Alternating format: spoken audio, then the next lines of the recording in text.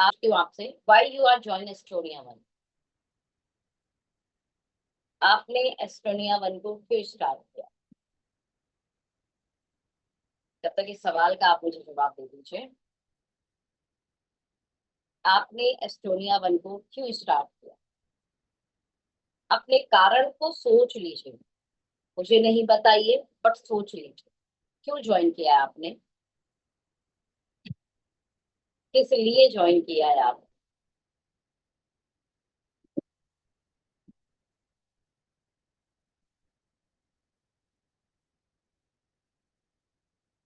शायद किसी के पीछे का कारण पैसा होगा। शायद कुछ लोगों के ज्वाइन करने का कारण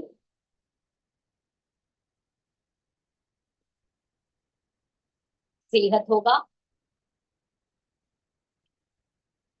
शायद किसी ने किसी को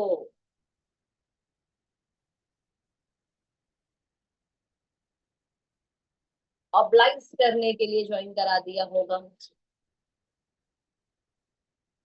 शायद कोई किसी को मना नहीं कर पाया होगा कि उस आदमी को कैसे मना करे, इसलिए ज्वाइन करा दिया होगा।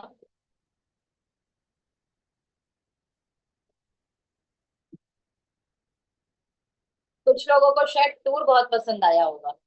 मैं बनारस में थी, मैं किसी को पूरी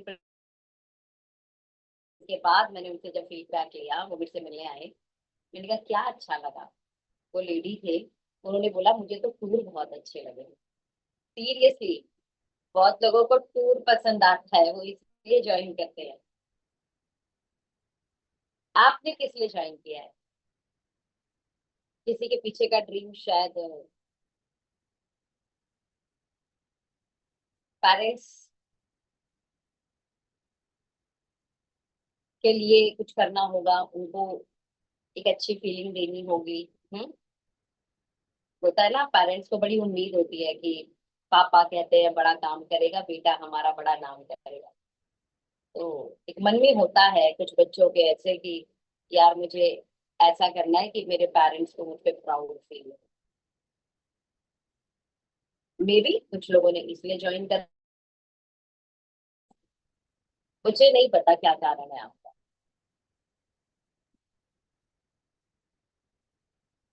बट मैं इतना जानती हूँ, कारण कुछ भी हो, इस कारण को इस इंडस्ट्री द्वारा सच्चा बनाया जा सकता। ये बिल्कुल सच है। हेल्थ वेल्थ हैप्पीनेस के लिए कुछ लोगों ने ज्वाइन किया। वेरी नाइस, है ना। निशा उपाध्याय जी, है ना, माल बोल रही हैं। अपने आप को हेल्दी वेल्दी बनाने के लिए ज्वाइन किया, जरीना मैम बोल रहे हैं। हर एक व्यक्ति का अपना खुद का एक पर्पस है। और मुझे बड़ा अच्छा लग रहा है कि बहुत सारे लोग अपनी बात को बहुत खुल के कह रहे हैं। और मैं कहती हूँ कहना चाहिए, डिक्लेयर योर ड्रीम, राइट। अपने ड्रीम को डिक्लेयर करना चाहिए। आई थिंक मेरी स्क्रीन दिख रही होगी। मेरी स्क्रीन दिख रही है। अब आप थोड़ा सा ध्यान से सुनिएगा भाई यार। एन एस्टोनिया वाली, तो जो आपका पर्पस है, 100% उस पर्पस को पूरा करने का दम ये ऑर्गेनाइजेशन रखती है। और सवाल उठता है, अगर हमारे सपने को पूरा करने का दम ये कंपनी रखती है, तो पहला स्ट्रॉन्ग पार्ट हमारा बड़ा मजबूत होना चाहिए। वो होता है कंपनी सेटिस्फेक्शन, क्योंकि कुछ लोग में भी आपको इस वाले हिस्से पर कंफ्यूज कर। तो ये हिस्सा ये बोलता है कि क्या आप अपनी ऑर्गेनाइजेशन के प्रति फुल पॉजिटिव है। तो सवाल उठता है कि कंपनी की पॉजिटिविटी कहाँ से मिलती? तो ये कंपनी की पॉजिटिविटी सबसे पहले प्रोफाइल से मिलती। तो किस किस को लगता है कि एस्टोनिया वन का जो प्रोफाइल है वो सच में दमखम रखने वाला प्रोफाइल है? चाहे इनका आईपीओ लिस्टेड होना, चाहे इतनी बड़ी फैक्ट्री होना, राइट, 4 एकड़ में तकरीबन फैला हुआ, 60 लाख स्क्वायर फीट का इनका साम्राज्य, ब्यूटीफुल। अगर मैं बात करूं in direct selling industry, we are USFDA approved factory. मतलब दैट मीन्स इस यूएसए के कंप्लायंस को फॉलो करते हैं हम मैन्युफैक्चरिंग में, मैन्युफैक्चरिंग प्रैक्टिस में। और इस प्रैक्टिस का मतलब ही कि प्रोडक्ट सेटिस्फैक्ट्री है। फिर प्रोफाइल में और क्या बहुत शानदार है, वेल एजुकेटेड हमारी मैनेजमेंट है, राइट। क्योंकि प्रोफाइल और प्रोफाइल के अंदर जो मैनेजमेंट है वो पॉलिसीज बनाते हैं। पॉलिसीज बनाने के लिए हमारे पास एग्जीक्यूटिव काउंसलिंग ग्रुप मेंबर है। तो इसका मतलब क्या होता है, जब आप 1 लाख से ऊपर पे आउट कमाने लगते हैं हमारी संस्था के अंदर, तो आप एक सीनियर मैनेजर पोजीशन पर इस इनकम को कमाते हो। बीइंग अ सीनियर मैनेजर आप हमारे एग्जीक्यूटिव काउंसलिंग ग्रुप के मेंबर बनते हो। जब भी कोई निर्णय लेना होता है या कोई नई चीज करनी होती है या किसी पुरानी चीज में भी कुछ अलाइनमेंट करना होता है, तो यहाँ पर हमारी कंपनी अकेले निर्णय नहीं लेती। ध्यान से समझिए, 3 डायरेक्टर्स के वोट, मैनेजमेंट में 4-5 लोग हैं उनके वोट हो गए, और इसके अलावा हमारे एग्जीक्यूटिव काउंसिलिंग ग्रुप के इस समय 70 मेंबर है। 70 member is like just like democracy way में हम डिसीजन लेते हैं और वोटिंग रहता है, राइट। और 60% से ज्यादा जिस चीज के लिए वोट मिलते हैं उस चीज को हम प्लान आउट करते हैं। In short, a well educated management जो डेमोक्रेसी वे में चल रही है। Decision making time means like that हमें पॉलिसी बनानी है आईडी वाली। तो आपको आइडिया होगा कि डायरेक्ट सेलिंग इंडस्ट्री के अंदर we all are independent business associate. Being a independent business associate, यहाँ पर ID, PAN card, Aadhaar card से लग जाते हैं, राइट। अब होता क्या है, दुनिया है, कहते हैं ना चोरी नहीं करनी है लेकिन फिर भी समाज में होती है, राइट। लड़कियों का, माताओं बहनों का सम्मान करना चाहिए, राइट। फिर भी यहाँ पर दहेज के चक्कर में, कभी किसी चक्कर में लड़कियों की बलि चढ़ती रहती है। गलत है लेकिन फिर भी होता है। माता पिता का सम्मान करना चाहिए, इतना मतलब ये बेसिक और महत्वपूर्ण जो है कर्तव्य है एक इंसान का। लेकिन फिर भी अनाथ आश्रम बनते हैं, राइट। और बड़े बुजुर्ग बुजुर्ग आश्रम बनते हैं, राइट। और बड़े बुजुर्ग वहां पर जाते हैं। खैर एनीवे, इन शॉर्ट, इसीलिए डायरेक्ट सेलिंग इंडस्ट्री में भी पॉलिसी बनानी होती है। कितना भी समझा दो किसी को, फिर भी कुछ लोग गलत करते हैं। तो वो क्या ऐसी पॉलिसी बनाए, कोई गलत कर रहा है तो उसका किस तरीके से टर्मिनेशन और ये सारी चीजों का जो है एक एक्शन होना चाहिए उस व्यक्ति के ऊपर, इसके रिगार्डिंग एक पॉलिसी बनी। आप सोचो, ये पॉलिसी का पूरा अधिकार होता है कि वो कंपनी बनाए। You got my point. तो फिर भी किस तरीके से पॉलिसी होनी चाहिए, तो क्योंकि वेल एक्सपीरियंस लीडरशिप है एस्टोनिया उनके साथ में, 20-20 साल पुरानी लीडरशिप है, 25 साल पुरानी लीडरशिप है, and they take good decision. तो ये कह सकते हैं कि आपकी ऑर्गेनाइजेशन ने 3 बड़े निर्णय लिए पिछले महीने, इसी महीने। अ, पहला, हस्बैंड वाइफ एक ही आइडेंटिटी मानी जाए, तो ये बहुत अच्छी चीज है। और हमारे तो धर्म में भी हस्बैंड वाइफ को एक ही माना गया है, और यहाँ ऑर्गेनाइजेशन भी हस्बैंड वाइफ को एक ही मान रही है। ये अच्छी बात है, बहुत अच्छी बात है। एक आइडेंटिटी बन के काम करें। भविष्य में जो भी टूर निकलेंगे वो कपल टूर निकलेंगे। जैसे अभी गोवा चल भी रहा है, भविष्य में भी जो टूर आएगा वो कपल टूर में ही आएगा। यानी सिंगल आईडी पर हस्बैंड वाइफ दोनों क्वालिफाई हो जाएंगे। फिर मैं बात करूं, कंपनी ने दूसरी जो पॉलिसी बनाई, वो बनाई, जब आप किसी की भी रजिस्ट्रेशन कर रहे हो, ध्यान से सुनना मेरी बात को, आपने उनका आईडी को 25 है। अगर आप उस पर 25 नहीं कराते तो वो आईडी फ्री हो जाएगी। वो आईडी अपनी जगह से, अपने स्थान से, वहां से जो पैन नंबर है, वहां से मोबाइल नंबर है, वो फ्री हो जाएगा। चाहिए नहीं होगा उन्हें नई प्लेसमेंट करनी है। ध्यान से समझिएगा, ये नया रूल बन चुका है 14 तारीख। तो 14 तारीख के बाद से आपने जो भी आईडी लगाई है, ध्यान रखिएगा कि वो अगली 13 तारीख तक, अगली 13-14 तारीख तक फ्री हो जाएगा अगर उसको परचेज नहीं हुआ। मिनिमम 500 बीबी रिक्वायरमेंट है आईडी की प्लेसमेंट को बनाए रखने के लिए, नंबर वन। नंबर टू, पिछली जो आईडिया है अगर उन पर भी परचेज नहीं हुआ तो उनके लिए भी अगली 14 तारीख तक की तारीख है आपके पास में। उनकी आईडी पर कोशिश कीजिए, आप उनकी आईडी को होलसेल क्वालिफाई कराइए, यानी 25 क्वालिफाई कराइए। लेकिन अगर ये भी नहीं हो रहा तो कम से कम 500 बीबी जरूर करा दीजिएगा। ये हो कि आपको मेरी बात समझ में आ रही हो। तो ये हमारी एग्जीक्यूटिव काउंसलिंग ग्रुप मिलकर ये सारी चीजों को डिसाइड करती है, और 60% वोटिंग के साथ में इस नियम को मंजूरी मिली है। वहां पर जो बात कही गई, in a direct selling industry profile और पॉलिसी जब मजबूत होती है तो अब असली जो मुद्दा है वो प्रोडक्ट पर आकर दिखता है। क्या प्रोडक्ट है ऐसे जिसके साथ सच में भविष्य बन सकता है? तो मुझे लगता है कि यहाँ इस मीटिंग में बैठे हर एक व्यक्ति का दिल, जिगर, कलेजा, गुर्दा, बॉडी का एक एक पार्ट ही बोलता होगा यार प्रोडक्ट बड़े दमदार हैं, क्योंकि अपनी बॉडी पर हम इन प्रोडक्ट्स को यूज कर रहे हैं। जिन्होंने आई 1 यूज किया उनकी आंखें बोल रही है कि भाई ये प्रोडक्ट तो बहुत जादुई है, काम करो इसके साथ। जिन्होंने ब्रेन 1 यूज किया उनकी ब्रेन का एक एक पुर्जा ये बोल रहा होगा कि ये प्रोडक्ट तो सच में कमाल है, और इस प्रोडक्ट के साथ में लोगों को अच्छा सेहत दिया जा सकता है। मीन्स हमारा बॉडी का एक एक पार्ट इस प्रोडक्ट की गाथा गाता है, क्योंकि हमने प्रोडक्ट को यूज किया और हमने प्रोडक्ट पे रिजल्ट लिए। फिर आता है प्लान, इनका कंपनसेशन प्लान जो वीकली, मंथली और ईयरली मॉडल पर काम करता है। वो प्लान क्या बोलता है?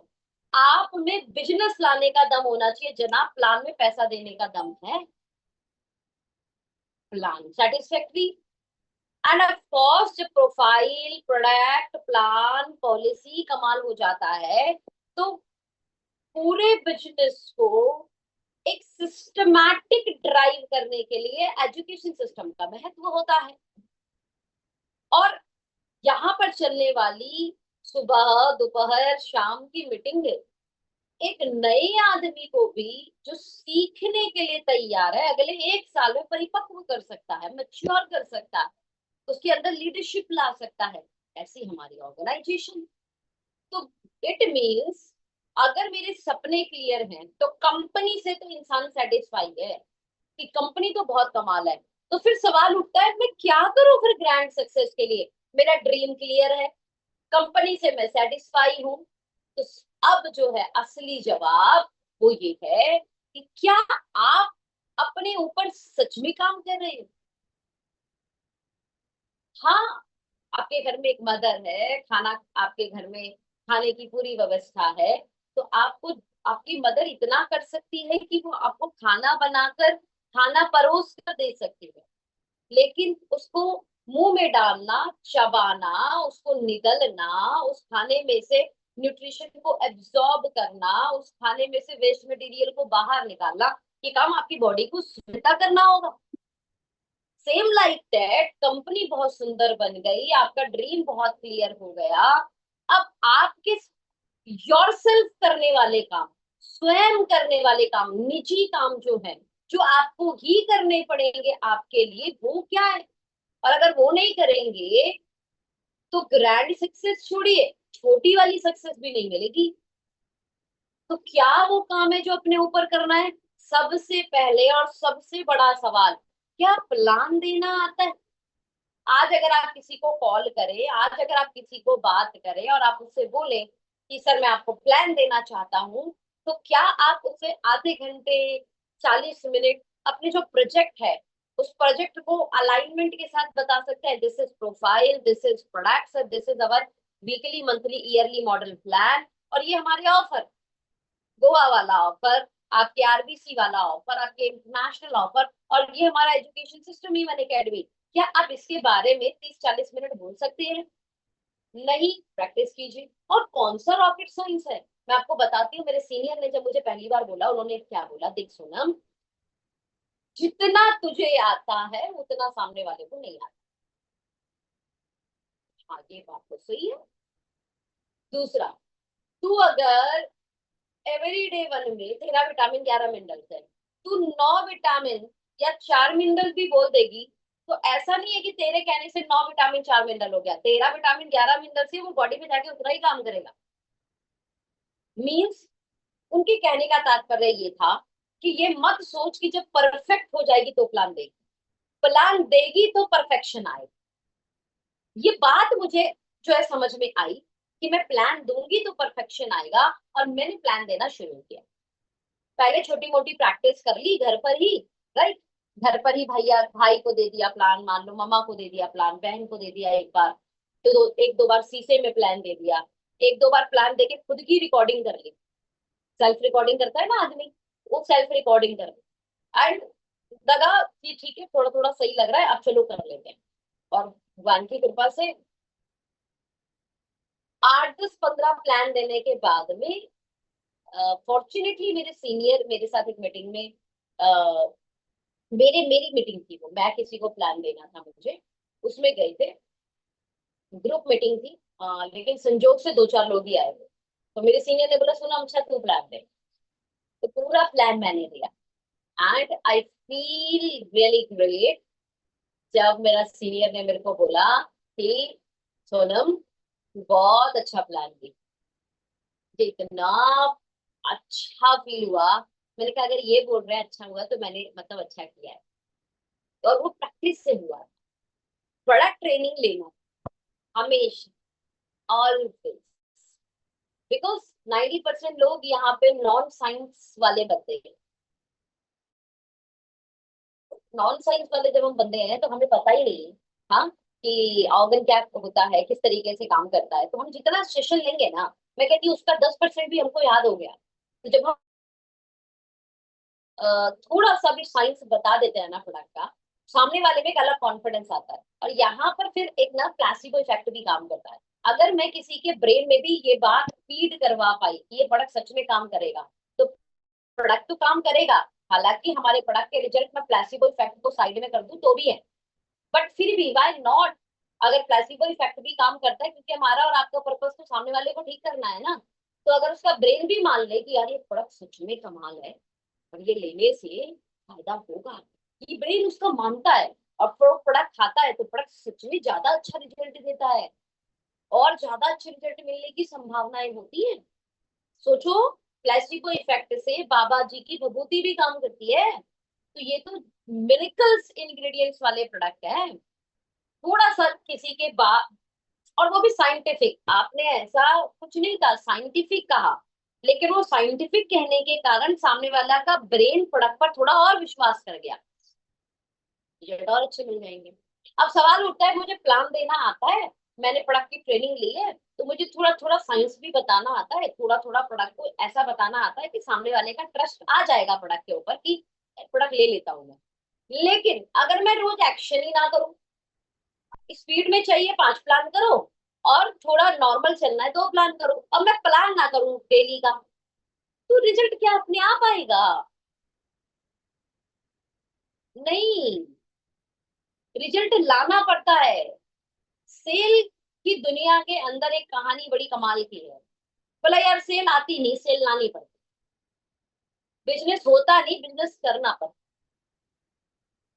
और हमारे बिजनेस के अंदर जैसे एक दुकानदार को दुकान खोलना जरूरी होता है अपनी दुकान को रोजाना चलाने के लिए, सेम हमें अपने बिजनेस को बढ़ाने के लिए रोज प्लान करना होता है। जिस दिन आप प्लान ना करो ना, आप ये समझ लेना आज मैंने अपनी दुकान नहीं खोली। चलो एक दिन आपने नहीं खोली दुकान, आप अगले दिन दुकान नहीं खोलो, फिर आप उसके अगले दिन भी दुकान मत खोलो, आप उसके अगले दिन भी दुकान मत खोलो, आप उसके अगले दिन भी दुकान मत खोलो, मतलब हफ्ते हफ्ते निकल जा रहे हैं, आपने प्लान ही नहीं किया। तो सच में लग रहा है कि चीजें बेहतर हो पाएंगी? नहीं हो पाएंगे। मुझे बोलने की जरूरत नहीं है, आप खुद समझदार। ओके, अगर प्लान होगा तो फॉलो अप भी आएगा, ये सच है। प्लान होगा डेफिनेटली उन लोगों को द्वारा भी मिलेंगे, द्वारा मिलेंगे तो 2 चीजें होंगी। सामने वाला 90% चांस है कि आपका प्रोडक्ट यूजर बन जाएगा, या बिजनेस में आ जाएगा। 10% चांस होगा कि वो हमारे जो प्रोजेक्ट है उसे किसी कारण से ना करें, ये 10% चांस है। 90% चांस है कि वो प्रोडक्ट यूजर या बिजनेस में से कोई एक हिस्सा जरूर बनेगा। And the very very important part, इस बिजनेस को प्रोजेक्ट माइंडसेट की तरह ही कीजिएगा। ये मत कीजिएगा मैंने आज किया मुझे कितना रिजल्ट आया, मेरे को 2 दिन हो गए मुझे कितने रिजल्ट मिले, मुझे 1 महीना हो गया कितना रिजल्ट मिला, ये दिमाग में से भूल जाना। Work life project mindset means अगले 2 साल, अगले 5 साल, अगले 10 साल के विजन को लेके चलना। एंड आई होप कि अगर आप ये लेकर चले तो आपको बस अब एक चीज पे ध्यान रखना होगा, वो होगा बिजनेस रिपोर्ट। यानी जो प्रोजेक्ट को मैं लेकर चल रहा हूँ उसमें मेरा डेली रिपोर्ट क्या है, डेली रिपोर्ट में एक्टिविटी रिपोर्ट। हम क्या करते हैं, आईडी खोलकर वॉल्यूम देख रहे होते हैं। डेली एक्टिविटी ऑफ कोर्स ठीक है, आप अपने बिजनेस को भी देखें, that's a very important part, लेकिन एक्टिविटी उससे कहीं ज्यादा इंपॉर्टेंट कि आज मैंने किसको कॉल किया, आज मैंने किसका फॉलो अप किया, आज मैंने कौन सी मीटिंग में से क्या सीखा, this is the activity part. आज मैंने किसको प्लान किया, एंड वीकली रिपोर्ट उसको क्लोज करो। मैंने डेली अपने एक्शन किए, डेली एक्शन में साप्ताहिक मेरी क्लोजिंग क्या रही। और मैं कहती हूँ अगर आपने साप्ताहिक ट्रैकिंग ट्रैकिंग करनी शुरू कर दी ना, यहाँ बैठा कोई भी आदमी अपनी साप्ताहिक इनकम को 5-10 हजार से नीचे नहीं लेगा। वीकली इनकम आपको 5-10 हजार रुपए आनी शुरू हो जाएगी, daily report and weekly report के साथ, सिर्फ इतना कर देने से। और इसी दोनों पर आधार रहता, आप आधार है आपकी मंथली रिपोर्ट, यही डिसाइड करेगा 31 तारीख की क्लोजिंग क्या होने का। बट अगर डेली वीकली में हम हल्के पड़ गए तो मंथली रिपोर्ट अपने आप में खराब होनी है। कुल मिलाकर जो बच्चे के टेस्ट फेल हो रहे हैं, जिस बच्चे के क्वार्टरली एग्जाम्स खराब जा रहे हैं, उसके मोस्ट प्रोबेबली चांस है, ज्यादा संभावनाएं हैं उसके मंथली यानी उसका जो एनुअल रिजल्ट आएगा वो खराब आएगा, पूरे चांस। लेकिन वही बच्चा टेस्ट में अच्छा कर रहा है, हाँ क्वार्टरली एग्जाम्स अच्छे कर रहा है, छमाही एग्जाम अच्छे कर रहा है, डेफिनेटली बच्चे का ईयरली एग्जाम अच्छा आएगा। ये अगर आपके बच्चे पे नियम लागू होता है तो जनाब ये नियम आपके बिजनेस में लागू क्यों नहीं होता। 100% आपके बिजनेस में लागू होता है ये नियम, तो आप इसका जरूर ध्यान रखिएगा। द वेरी इंपॉर्टेंट पार्ट, जब हम मंथली रिपोर्ट की तरफ पहुंचेंगे ना तो धीरे धीरे धीरे आप बड़े होंगे बिजनेस के अंदर। बहुत सारे जो मैनेजर एंड अबव लीडरशिप है वो मेरी बात को समझेंगे यहाँ पर। ये मैं आपके लिए कह रही हूँ, मेक श्योर आप अपनी क्वार्टरली एंड ईयरली रिपोर्ट्स की तरफ भी जाएं। ऑल मैनेजर एंड अबव आपका तीसरे हर तीसरे महीने का एक आकलन कीजिए।